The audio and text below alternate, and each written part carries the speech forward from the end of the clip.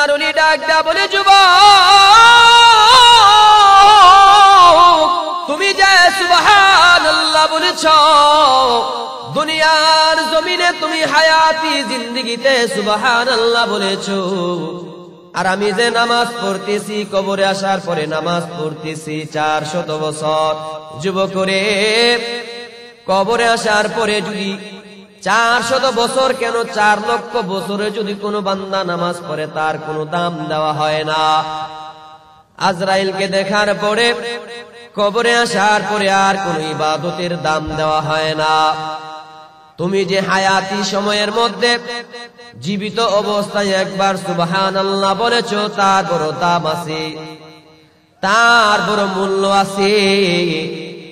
হায়াতের সময়ের মধ্যে 1 রাকাত নামাজ পড়লে তার দাম আছে। হায়াতের সময়ের মধ্যে একটা নেক আমল করলে এটার বড় দাম আছে। একটা নেক আমল করলে ডান কাদের ফেরেশতা সাথে সাথে বান্দার নেককারে 10 গুণ বাড়ায়া লিখে দেয়। বান্দা একটা আমল করে ডান কাদের ফেরেশতা 10 গুণ বাড়ায়া লিখে দেয়। আমার আল্লাহ উম্মতের প্রতি, বান্দাদের প্রতি কতটা দয়াশীল, কতটা মায়াশীল বাবাজি। বাম কাদের ফেরেশতা যখন কোন বান্দা গুনাহ করে ফেলে, বাম কাদের ফেরেশতা যখন দেখে বান্দা গুনাহ করছে, বান্দা গুনাহ করছে কিন্তু বাম কাদের ফেরেশতা সাথে সাথে গুনাহ লেখার কোনো অনুমতি নাই। আমার আল্লাহ বাম কাদের ফেরেশতারে বলে দিয়েছেন, সন্ধ্যা পর্যন্ত অপেক্ষা করবে আমার বান্দা তওবা করে কিনা। যদি তওবা করে ফেলে তাহলে আমার বান্দার আমলনামায় এই ফেরেশতা গুনাহ লিখবে না। যদিও বান্দা সন্ধ্যা পর্যন্ত তওবা না করে তাহলে ডান কাদের ফেরেশতা থেকে অনুমতি নিবা গুনাহ লিখবো কিনা। ডান কাদের নেককার ফেরেশতা যদি অনুমতি দেয় তাহলে তুমি বাম কাদের ফেরেশতা বান্দার গুনাহ লিখবা।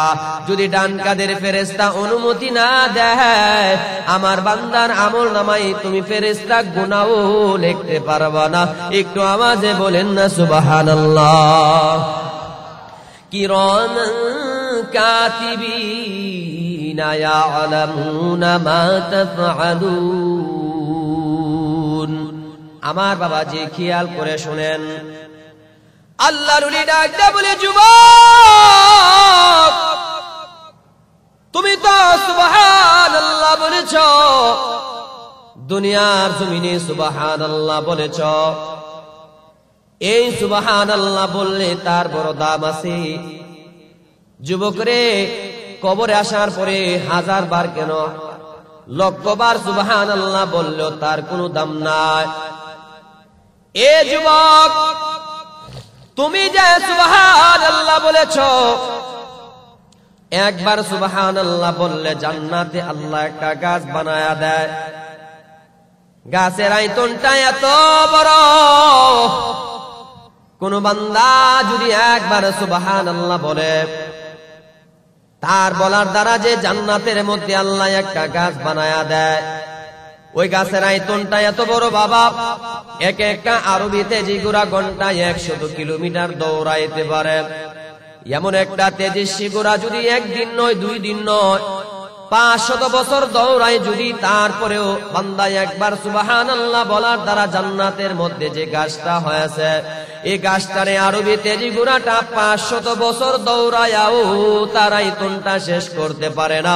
একটু আওয়াজে বলেন না সুবহানাল্লাহ। সুবহানাল্লাহ একবার দুনিয়াতে বললে তার বড় লাভ আছে। যুবক রে, আমি যে নামাজ পড়তেছি কবরে আসার পরে আর কোন নামাজের দাম দেওয়া হয় না। আল্লাহর কাছে বলছিলাম, মালিক আপনার কোন জান্নাতি বান্দাকে যদি কবরে রাখা হয়, জান্নাতি ঘুম ঘুমাবে, আরামের ঘুম ঘুমাবে, কিন্তু আমাকে যদি আপনি দয়া করে জান্নাত দেন, ও মাওলা পাক, দুনিয়াতে তো আমি নামাজকে বড় ভালোবাসি। আসর নামাজ পড়লে মাগরিবের জন্য আমি অপেক্ষা করি, মাগরিব নামাজ পড়লে এশারের জন্য অপেক্ষা করি। কখন আজান হবে আর আল্লাহর ঘর মসজিদে চলে যাব। এরে যুবক, আমি দুনিয়ার মধ্যে সবচেয়ে বেশি নামাজকে ভালোবাসতাম, দুনিয়ার মধ্যে সবচেয়ে বেশি নামাজকে ভালোবাসতাম। আমি আল্লাহর কাছে বলছিলাম, মালিক, আপনি তো আপনার জান্নাতি বান্দাকে যখন কবরে রাখবেন জান্নাতের ঘুম ঘুমায়া যাবে, কিন্তু আমি আরামের ঘুম ঘুমাইতে চাই না।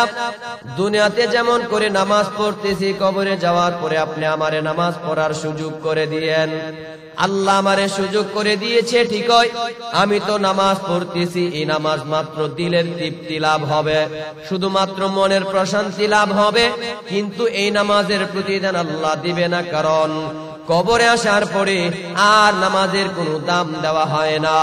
কবরে আসার পরে চোখের পানি ছাইরা কানলে আর কোনো তার দাম দেওয়া হয় না। কিন্তু দুনিয়ার জমিনে হায়াতে বেঁচে থাকতে কোন বান্দা যদি এক ফোঁটা চোখের পানি ছাইরা দিয়া কান্দে, বান্দা চোখের পানি ছাড় দিয়া, বান্দা চোখের পানি ছেড়ে দিয়া কান্না করতে দেরি হয়, আর আল্লাহ বান্দার জন্য জাহান্নামের আগুন বান্দার জন্য হারাম করতে দেরি করে না। একটু আওয়াজে বলেন না সুবহানাল্লাহ, আর একটু আওয়াজে বলেন সুবহানাল্লাহ। বাবাজি, সময় থাকতে সময়ের কদর করো। আল্লাহ পাক সময়ের কসমকে বুঝাইতে চাই, সময় থাকতে সময়ের কদর করো। নবী বলেন, সাল্লু ক্বাবলা আন তুসাল্লু, তোমার জানাজার নামাজ মানুষ পড়ার আগে বান্দা তুমি নিজেই নামাজি বনে যাও। আমার বাবাজি, সময়ের কসমকে আল্লাহ বলেন, ইন্নাল ইনসানা লাফি খুসর, পৃথিবীতে যত মানুষ আছে সব মানুষগুলা ক্ষতিগ্রস্ত হয়ে আছে, তবে 4 শ্রেণীর মানুষ ব্যতীত। 1 নম্বর, ইল্লাল্লাযীনা আমানু, 1 নম্বর যারা ঈমানদার হবে তারা ক্ষতি থেকে মুক্ত। ঈমানদার জানদার যারা হবে তারা ক্ষতি থেকে মুক্ত। বাবাজি, ঈমানদারের কত দাম একটু খেয়াল করে শুনেন। ঈমানদারকে নবী পর্যন্ত একটু অবহেলা করছে, আল্লাহ তাআলা নবীরে পর্যন্ত শাসন করেছেন, শাসায়া দিয়েছেন, সাবধান করে দিয়েছেন। আল্লাহ নবীর সাহাবী আব্দুল্লাহ ইবনে উম্মে মাকতুম নবীর কাছে আগমন করলেন, ইয়া রাসূলুল্লাহ, ইয়া হাবিবাল্লাহ, ওগো নবীজি, আপনি আমারে নামাজ শিক্ষা দেন, আপনি আমারে রোজা শিক্ষা দেন, আপনি আমারে সামনে রমজান আসতেছে, কিভাবে রোজা রাখবো, কিভাবে নামাজ পড়বো, আপনি আমারে এগুলা শিক্ষা দেন। আমার বাবাজি, আল্লাহ নবী যখন তারে দেখলেন, সে তো একজন অন্ধ সাহাবী। নবীজি উতবা, সাইবা, আবু জাহেল বড় বড় সর্দারদেরকে দাওয়াত দিচ্ছেন, দিনের দাওয়াত দিচ্ছেন। এই মুহূর্তে আব্দুল্লাহ ইবনে উম্মে মাকতুম অন্ধ সাহাবী যখন আগমন করলেন, আল্লাহ নবীজি মনে মনে একটু রাগ হইলেন, আরে আব্দুল্লাহ, তোর কি আর আসার সময় হই নাই? তুই কি আর আসার জন্য সময় পাইছিলি না? বড় বড় সর্দাররা তাদেরকে বুঝাইতেছি, তারা মনে করবে মুহাম্মদের ধর্ম মনে হয়। এতিম আর গরিব দুর্বলরাই বুঝে মুহাম্মদের ধর্ম গ্রহণ করে। এই চিন্তা করে তারা তো একটু প্রেস্টিজের মধ্যে, তারা তো মনে করবে মুহাম্মদের ধর্ম বুঝি আতর কানা ল্যাংরারাই গ্রহণ করে। নবীজি এই চিন্তা করে আব্দুল্লাহ ইবনে উম্মে মাকতুম থেকে মুখটা ফিরায় নিলেন, রাগ হইলেন। আল্লাহু আকবার। আল্লাহ তাআলা নবীজিরে পর্যন্ত শাসন করে দিলেন, নবীজিরে শাসায়া দিলেন। নবীজি ভ্রু কুঞ্চিত করলেন, আবাসা ওয়া তাওয়াল্লা আন জাআহুল আ'মা ওয়া মা ইউদরিকা লাআল্লাহু ইয়াযাক্কা।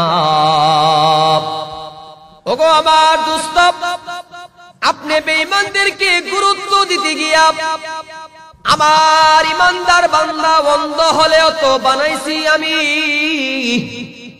আপনার অন্ধ সাহাবী আপনার কাছে এসেছে, আবাস আপনি তার দেখে আপনি ভ্রু কুঞ্চিত করলেন, আপনি রাগ হইলেন, ওয়াতাওয়াল্লাহ আপনি আমার অন্ধ বান্দা থেকে মুখটা ফিরাইয়া নিলেন।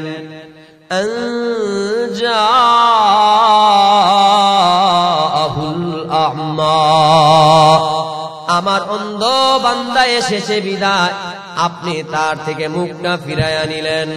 ওগো হাবিব আমার, আপনি একজন নবী হইয়া ইমানদারকে অবহেলা করবেন, এটা কিন্তু আপনার জন্য উচিত হয় নাই। আমার বাবাজি একটু খেয়াল করে শুনেন, আল্লাহ বলেন ওমা ইউদরিকা লাআল্লাহু ইয়াযাক্কা।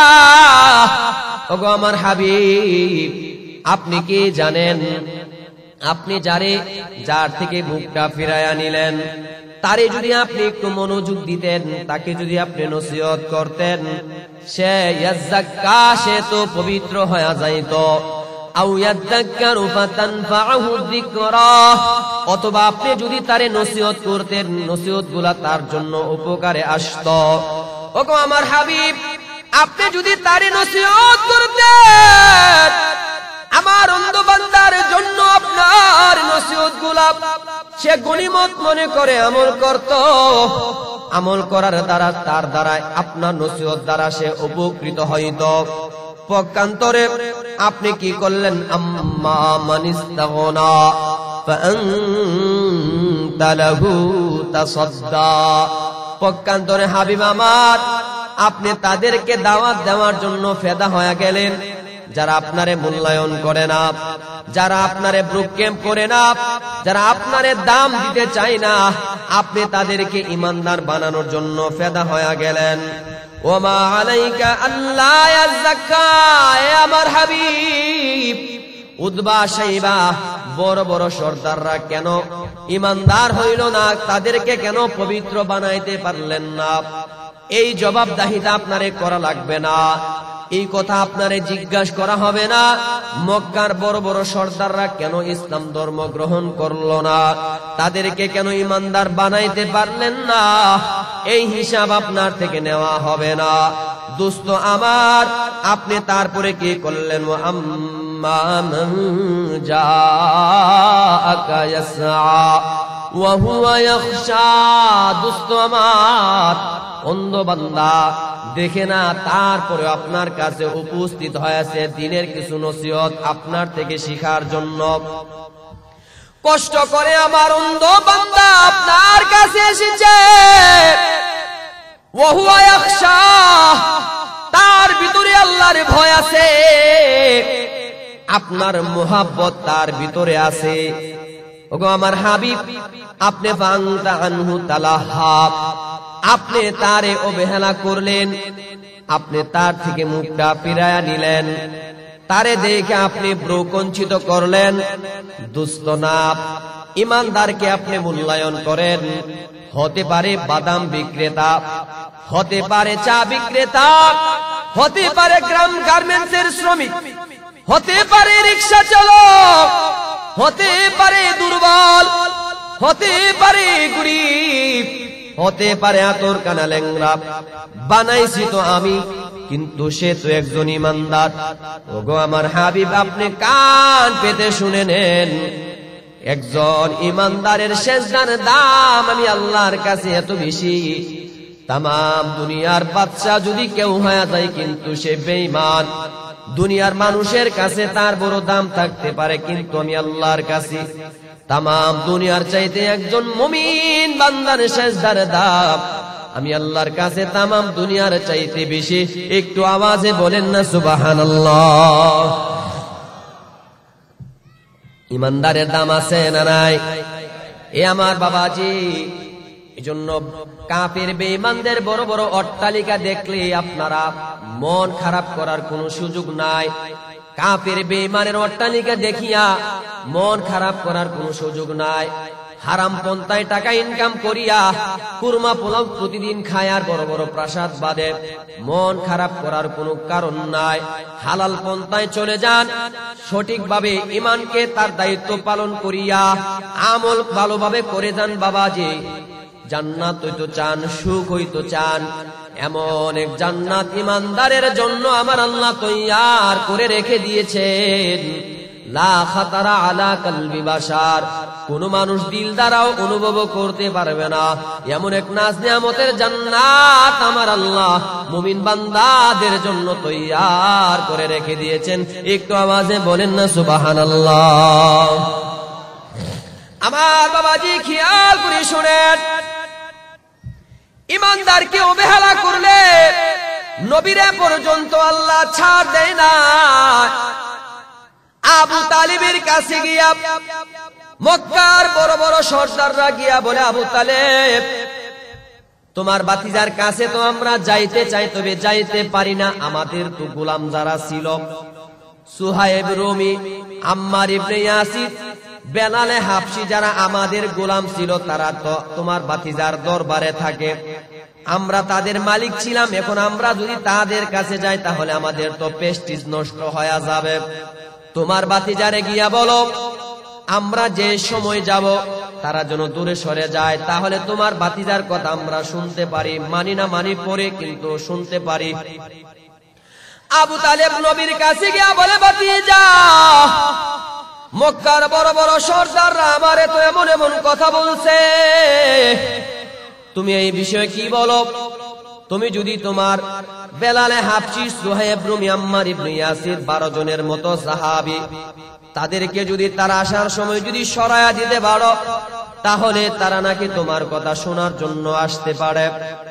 আল্লাহ নবীজি এই কথা জানার পরে তখন নবীজি পরামর্শ করতেছেন, ওমর সাহাবীদের সাথে পরামর্শ করেন। সাহাবায়ে কেরাম ডিক্লার দিল, ইয়া রাসূলুল্লাহ, কিছুক্ষণের জন্য যদি তারা যদি দূরে সরে যায় তাহলে তো ইসলামের কোনো ক্ষতি হবে না। তারা যদি বড় বড় সর্দার, তারা যদি কথা শুনিয়া ইসলাম ধর্ম গ্রহণ করে ফেলে তাহলে ইসলামের তো বড় একটা শক্তি বেড়ে যাবে। দেখেন না কিছুক্ষণের জন্য বেলালকে দূরে সরায় দেওয়া যায় কিনা। নবীজি মনে মনে চিন্তা করলেন, বেলালকে দূরে সরায়া দিবে, আম্মার ইবনে ইয়াসিরকে দূরে সরায়া দিবে, সুহাইব রুমিকে দূরে সরায়া দিয়া আল্লাহ নবীজি তাদেরকে আশ্রয় দিবেন।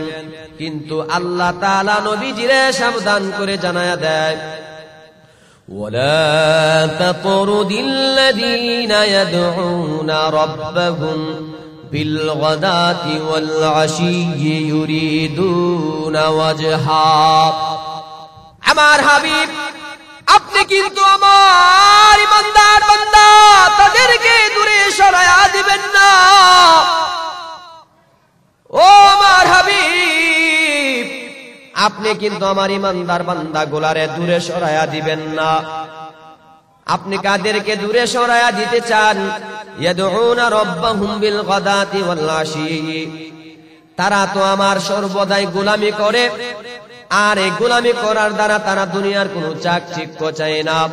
ইয়াদউনা রাব্বাহুম বিল গাদাতি ওয়াল আশিয়্যি ইউরিদুনা ওয়াজহা, সকাল সন্ধ্যা আমি আল্লাহর গোলামি করার দ্বারা তারা আমি আল্লাহর রেজামন্দি চায়, আমি আল্লাহর রেজামন্দি চাই। ইবাদত করার দ্বারা তারা দুনিয়ার কোনো চাকচিক্য চায় না। দোস্ত আমার, আপনি কিন্তু সাবধান, তাদেরকে দূরে সরায়া দিবেন না। মা আলাইকা মিন হিসাবিহিম মিন শাইইন ওয়া মা মিন হিসাবিকা আলাইহিম মিন শাই। কাফের বেঈমান কেন ইমানদার হলো না, এই হিসাব আপনার থেকে নেওয়া হবে না, আর আপনার হিসাব তাদের থেকে নেওয়া হবে না। ফাতাতরুদাহুম ফাতাকুনা মিনাজ জালিমিন।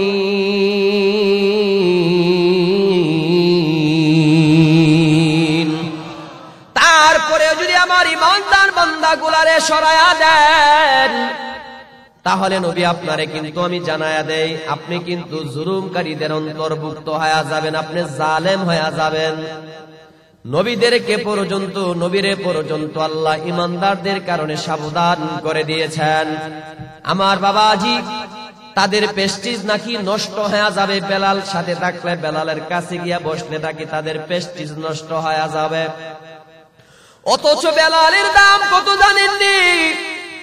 নবীজি জান্নাতের মধ্যে হাঁটে আর তার জুতার পায়ের আওয়াজ নবীজি জান্নাতের মধ্যে শুনতে পায়। দুনিয়ার জমিনে বেলাল হাঁটে আর তার জান্নাতের মধ্যে তার জুতার পায়ের আওয়াজ চলে যায়।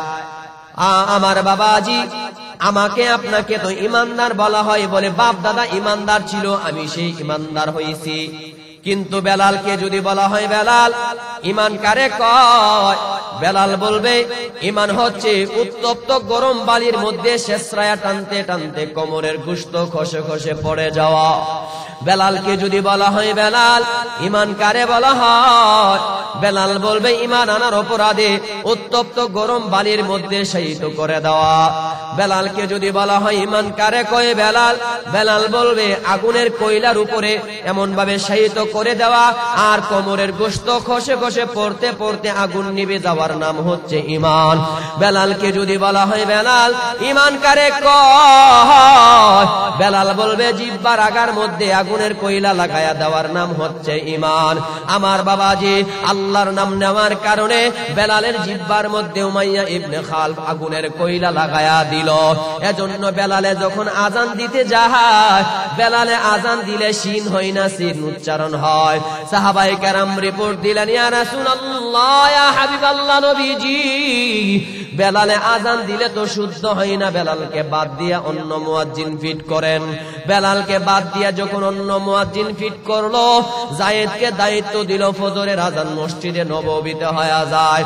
জিবরাইল আগমন করলেন, ইয়া রাসূলুল্লাহ, ইয়া হাবিবাল্লাহ নবীজি, কি ব্যাপার আজকে তো মসজিদে নববীতে আজান হচ্ছে না, ব্যাপার কি? আজান তো শুনতে পায় না। আল্লাহ নবী ডাক দিয়া বলে, জিবরাইল, আজকে তো আরো শুদ্ধ মুয়াজ্জিন আজান দিছে, কি ব্যাপার, শুনতে কি পাও না? ইয়া রাসূলুল্লাহ, কে দিয়েছে আজান? বলে যায়েদ দিয়েছে আজান, বেলাল কি আজান দেয় না? বলে বেলালের আজান নাকি শুদ্ধ হয় না, বেলালকে বাদ দিয়া শুদ্ধ মুয়াজ্জিন ফিট করা হয়। ইয়া রাসূলুল্লাহ, আপনি কি জানেন বেলালের আজানের এত পাওয়ার? বেলালের দুনিয়ার জমিনে আজান দেয় আর তার আজানের পাওয়ার আসমানে চলে যায়। আমরা আসমানের ফেরেশতারা বেলালের আজান শুনিয়া শুনিয়া আজানের জবাব দিতে থাকি। ইয়া রাসূলুল্লাহ, বেলাল যদি আজান না দেয় কিয়ামত পর্যন্ত এমন ভাবে রাত থাকবে, সকালের মুখ আর দেখবেন না। একটু আওয়াজে বলেন না সুবহানাল্লাহ। উঠো বেলাল, মিনারেতে সময় বয়ে যায়,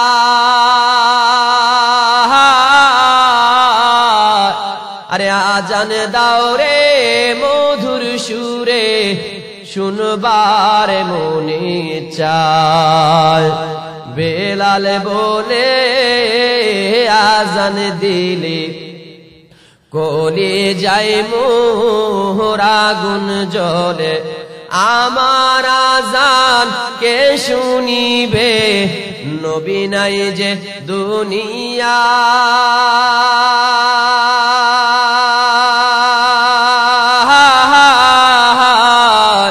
আরে আজান দাও রে মধুর সুরে, শুনবার মনে চায়। যদি ছুট একটা পাখি হইতাম, যদি ডানা ওয়ালা পাখি হইতাম,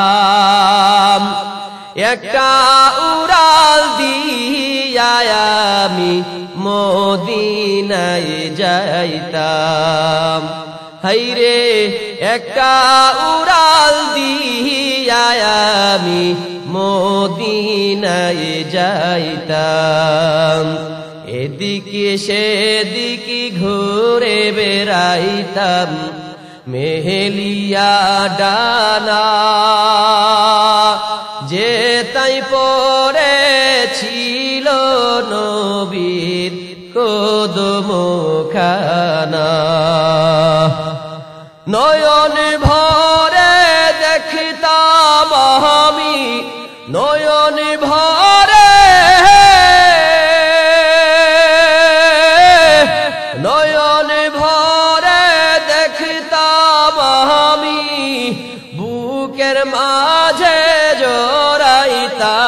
আমি বুকের মাঝে ঝরাইতাম,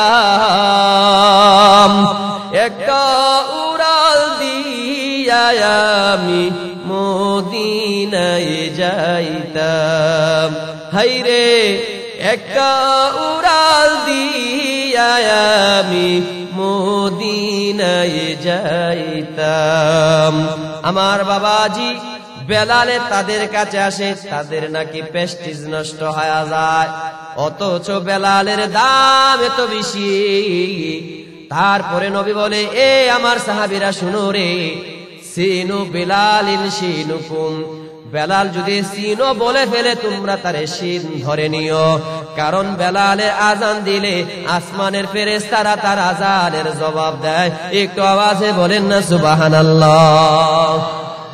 বেলালের দাম তো প্রেস্টিজ তো নষ্ট হয়ে যায় বেঈমানদের কাছে, কিন্তু বেলালের দাম, আমার বাবাজি বেলালে হাবশি কালো ছিল, ডেগের কালির চাইতে আরো কালো, কিন্তু আল্লাহর কাছে তারা ছিল খুব ভালো, একমাত্র ইমানের গুণে গুণান্বিত হওয়ার কারণে।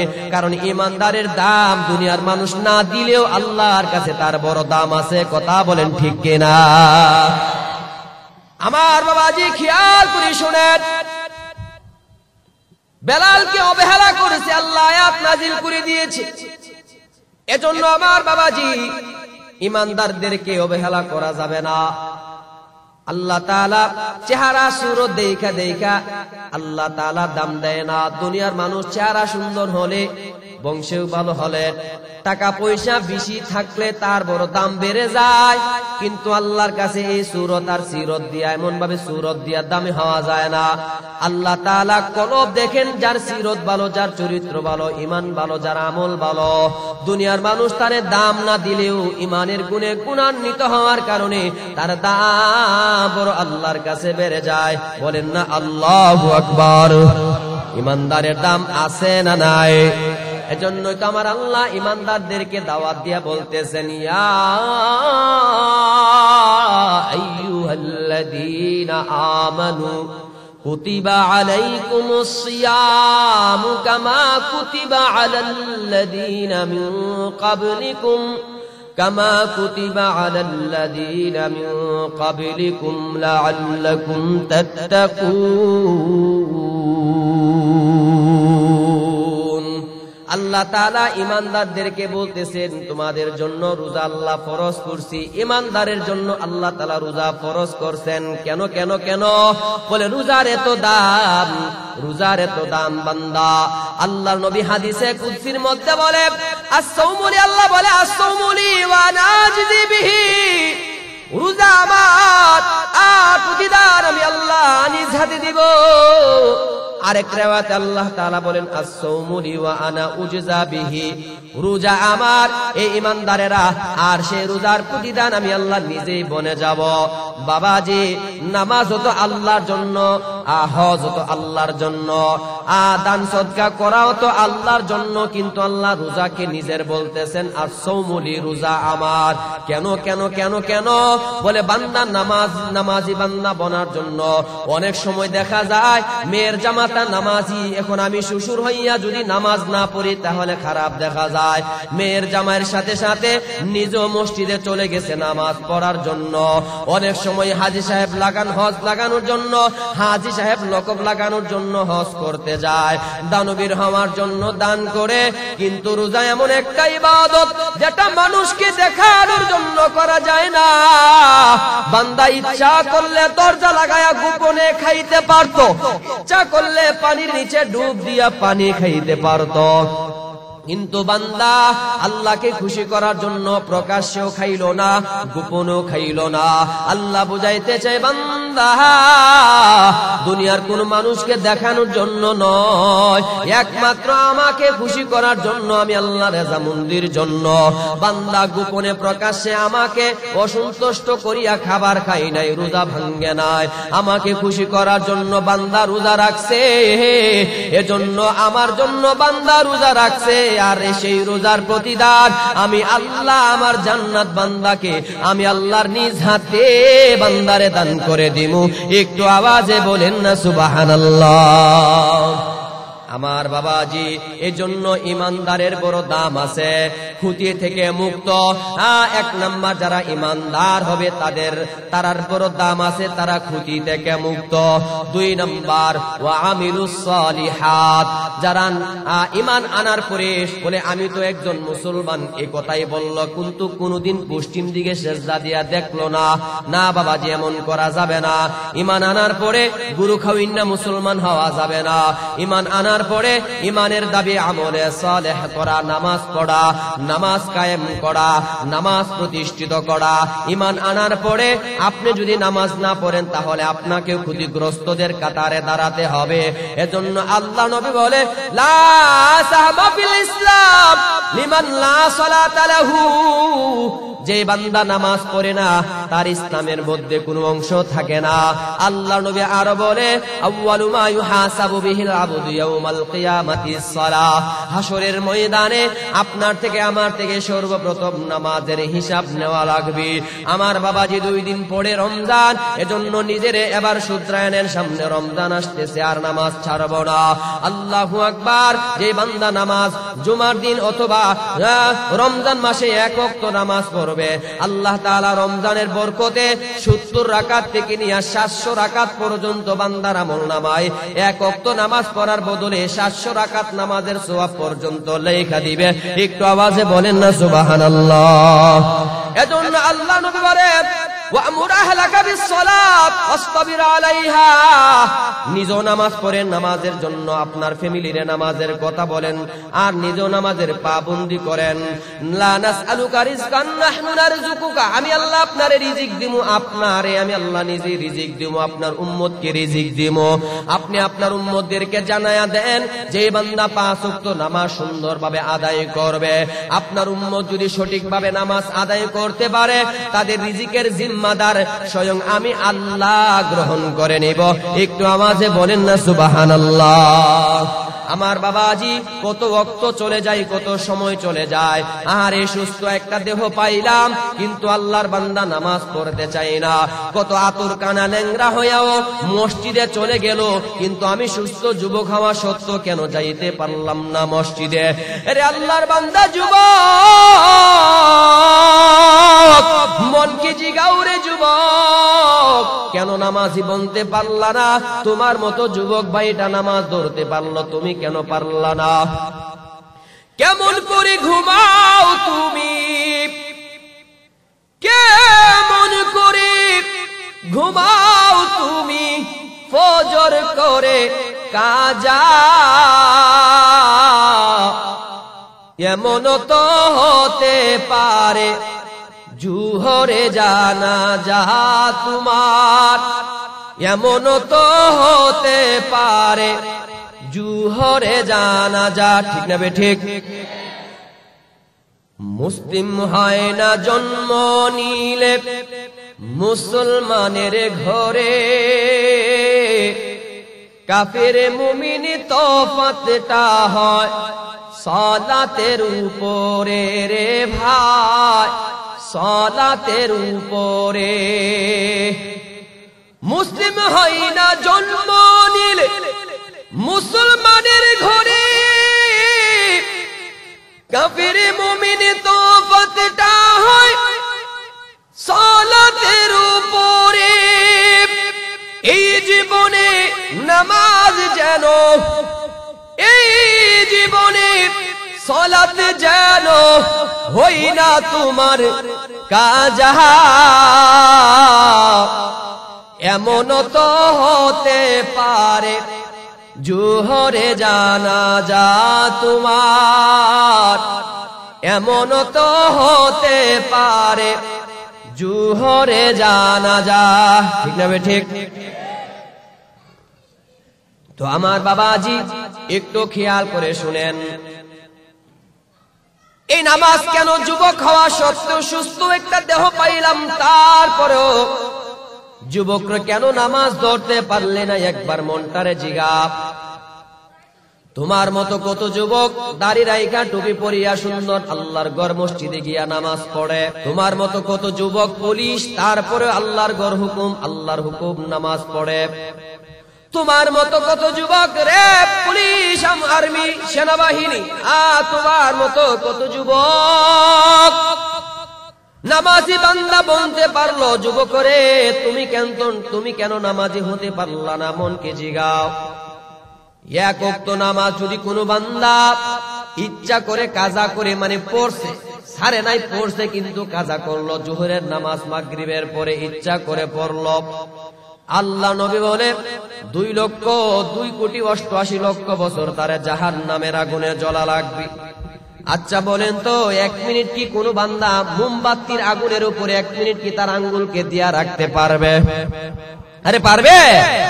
আরে বাবা যুবক, তোর মনকে জিগা, 1 মিনিট যদি মোমবাতির আগুন, মাত্র নরমাল একটা আগুনের উপর যদি তোর আঙ্গুল না দিয়া রাখতে পারোস রে যুবক, তাহলে 2,88,00,000 বছর জাহান্নামের আগুন কেমনে সহ্য করবে রে যুবক? মনকে জিগারে যুবক, এত এত হাদিস আল্লাহ নবী বলে গেছেন, এগুলা তো মিথ্যা নয়। হাদিস কি মিথ্যা? এ আমার বাবাজি, কোরআনে আল্লাহ নামাজের কথা বলছেন, এগুলা কি মিথ্যা? যদি মিথ্যা না হয়ে থাকে মনকে জিগাও রে মন,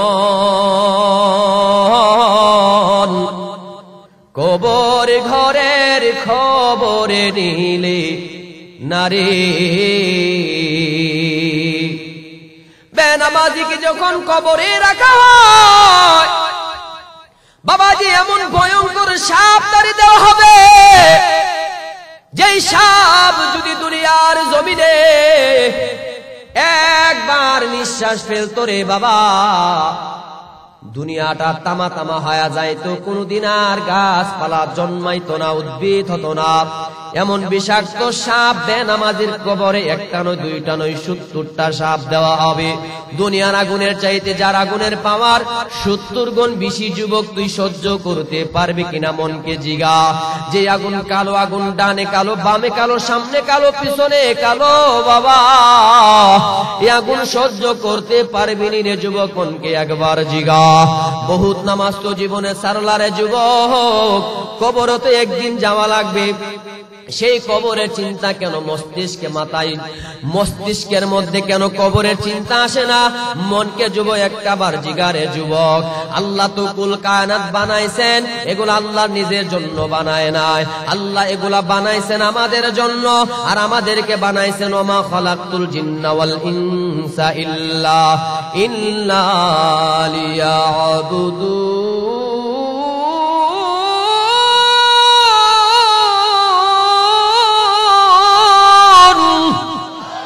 মানুষ আর জিনকে আল্লাহ বানাইছেন, বড় আদর করে বানাইছেন, তার গোলামিয়তের জন্য বানাইছেন। কুল কায়নাত আল্লাহ বানাইছেন, হুয়াল্লাযী খালাকালাকুম মা ফিল আরদি জামিয়া। বান্দারে, সব গোলামি আল্লাহ তোমাদের জন্য বানাইছি, আর আমি আল্লাহ তোমাদেরকে বানাইছি, আমি আল্লাহর গোলামিয়তের জন্য বানাইছি। কুল কায়নাত আমি আল্লাহ কোন শব্দ দ্বারা বানাইছি? আর আমি আল্লাহ তাআলা তোমাদেরকে বানাইছি, আমি আল্লাহর কুদরতি হাত দ্বারা বানাইছি। বান্দারে, আফা হাসিবতুম আন্নামা খালাকনাকুম আবাসা, এ বান্দা তোমরা কি ভাবতেছো আমি আল্লাহ তোমাদেরকে অযথা বানাইছি?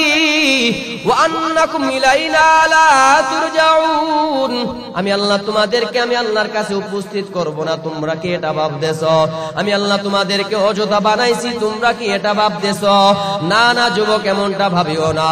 তোমাদেরকে আমি আল্লাহ গোলামিয়তের জন্য বানাইছি। বান্দা দিকে বান্দা, আব্বারে আব্বা বইলা ডাক দিলে যেমন কলিজা ঠান্ডা হয়, আম্মারে আম্মা বইলা ডাক দিলে যেমন কলিজা ঠান্ডা হয়, ঠিক তেমন ভাবে আমি আল্লাহর হুকুম পালন করার জন্য যদি কোনো বান্দা আমি আল্লাহর ঘর মসজিদে গিয়া যখন আমি আল্লাহর কুদরতি পায়ের মধ্যে সেজদা দেয়, আমি আল্লাহর কুদরতি দিলটাও ঠান্ডা হয়ে যায়। একটু আওয়াজে বলেন না সুবহানাল্লাহ, আর একটু আওয়াজে বলেন না সুবহানাল্লাহ। খুঁটি থেকে মুক্ত 2 নাম্বার, যারা আমলে সালেহ করবে 3 নাম্বার, ওয়াতাওয়াসাউ বিল হক, যারা হক কথা বলবে, হক কথা বলার জন্য অন্যকে উপদেশ দিবে, তারা খুঁটি থেকে মুক্ত। হক নিজে বলবে, অন্যকে উপদেশ দিবে, তারা খুঁটি থেকে মুক্ত। হক বলা দরকার আছে না নাই? এদিকে খেয়াল করে শুনুন, সমাজ অপকর্ম হলে বাধা দেওয়া দরকার আছে না নাই? গান বাজনা যদি চলে সেখানে বাধা দেওয়া দরকার আছে না নাই? হক নিজে বলতে হবে, অন্যকে উপদেশ দিতে হবে। 4 নাম্বার, যারা ক্ষতি থেকে মুক্ত, ওয়াতাওয়াসাউ বিস-সাবর, যারা ধৈর্য ধারণ করে অপরকে ধৈর্য ধারণ করার জন্য উপদেশ দেয়, তারাও ক্ষতি থেকে মুক্ত। ধৈর্য ধারণ করা, অন্যকে ধৈর্য ধারণ করার জন্য উপদেশ দেওয়া। আমার বাবাজি খেয়াল করে শুনেন, শেষ করে দিতে চাই। ধৈর্য আমার আল্লাহ মাঝে মধ্যে আমাদের পরীক্ষা করেন।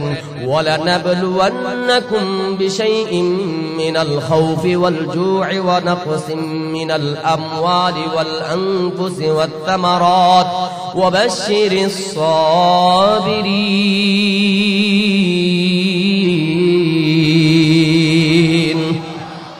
মাঝে মধ্যে আল্লাহ তাআলা বিপদ দিয়া পরীক্ষা করেন, অভাব দিয়া পরীক্ষা করেন, মৃত্যু দিয়া পরীক্ষা করেন, ক্ষেত ফসল কমায়া দিয়ে আল্লাহ পরীক্ষা করেন।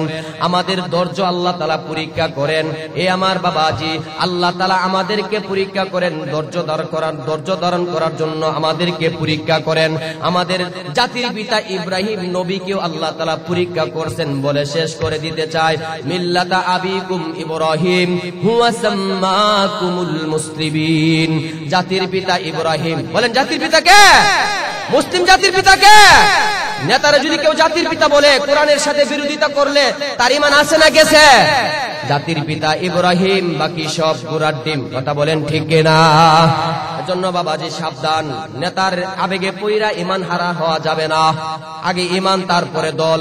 দলের জন্য নিজের ঈমানকে বিক্রি করা যাবে না। কথা বলেন ঠিক কিনা? আমাদের জাতির পিতা ইব্রাহিম আলাইহিস সালামকে আল্লাহ তাআলা ধৈর্য পরীক্ষা করছেন। বলে শেষ করে দিতে চায়, বাবাজি খেয়াল করে শুনেন, আল্লাহ নবী একদিন, ইব্রাহিম আলাইহিস সালাম একদিন ঘরের ভিতরে খাবার খাচ্ছেন। দুপুর বেলা এক আল্লাহর বান্দা হঠাৎ করে ডাক দেয়া বলতেছেন, সুবহানাদিল মুলকি ওয়াল মালাকুতি যাল ইজ্জতি ওয়াল আজমাতি ওয়াল কিবরিয়া ওয়াল জাবারুত। এমন করে মওলার নামটা যখন সুন্দর করে নিলেন, তখন আল্লাহ নবী ইব্রাহিম আলাইহিস সালাম দরজার কাছে গেলেন, ডাক দিয়ে বলে, আল্লাহর বান্দা, তুমি কি আমার মওলার নামটা এত সুন্দর করে নিয়েছো? জি আল্লাহ নবী ইব্রাহিম, আমি আপনার মওলার নামটা এত সুন্দর করে নিয়েছি। তাহলে আমার মওলার নামটা কি আরেকবার শোনায়া দেওয়া যায় না? বলে, মাগনা শোনাইমু না, কি দান করতে হবে বলো? উটের পাল আছে, নিয়ে যাও, তারপরে তুমি আমার মওলার নামটা শোনায়া দাও। উটের পাল নিয়ে গেল, দুম্বার পাল নিয়ে গেল, ছাগলের পাল নিয়ে গেল, বাড়িটা পর্যন্ত নিয়ে গেল, বিনিময়ে মওলার নাম শুনে নিল। আমার বাবাজি যখন সব নিয়ে চলে যায়, ইব্রাহিম নবী বলে, আল্লাহর বান্দারে, যাইও না, আমার মওলার নামটা তুমি আরেকবার শোনায়া দাও। বলে, ইব্রাহিম নবী, মওলার নাম তো শোনাইবো, এখন তো তোমার কিছুই নাই, সব তো তুমি দিয়া দিলা। এখন যে তোমার মওলার নামটা আমি শোনাইবো, কিসের বিনিময়ে তোমার মওলার নামটা আমি শোনাইবো রে ইব্রাহিম? বলে, এখন যদি তুমি আমার মওলার নামটা শোনায়া দাও, আমি তোমার সারা জীবনের গোলাম বনে যাব। একটু আওয়াজে বলেন না সুবহানাল্লাহ। মাওলার ইশকে জহলে আগুন, নিভাইলে যে নিভে না, পুরে পুরে চাই হইল এই যে পাগলের সিনা। মওলা তোমায় ভালোবেসে